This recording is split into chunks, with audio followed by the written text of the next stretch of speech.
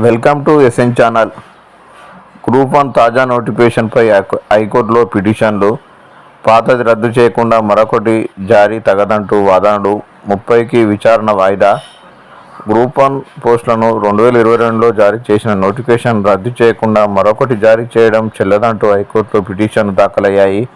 వికారాబాద్, యాదాద్రి, హన్మకొండ, వరంగల్ జిల్లాలకు చెందిన దామోదర్, మరో 5గురు దాఖలు చేశారు. దీనిపై జస్టిస్ పుల్లా కార్తిక్ శుక్రవారం విచారణ చేపట్టారు. పిటిషనర్ తరపున న్యాయవాది జె. సుధీర్ వాదనను వినిపిస్తూ 2022లో 503 పోస్టుల భర్తీ నిమిత్తం నోటిఫికేషన్ జారీ చేశారని, వివిధ కారణాలతో పరీక్ష రద్దయిందని తెలిపారు. నాడు పరీక్షలో పాల్గొన్న అభ్యర్థులకే ఈ నోటిఫికేషన్ పరిమితం చేయాల్సి ఉందన్నారు. 503 ఖాళీలకు అదనంగా మరో 60 పోస్టులను కలిపి తాజాగా మరొకటి జారీ చేయడం చెల్లదన్నారు.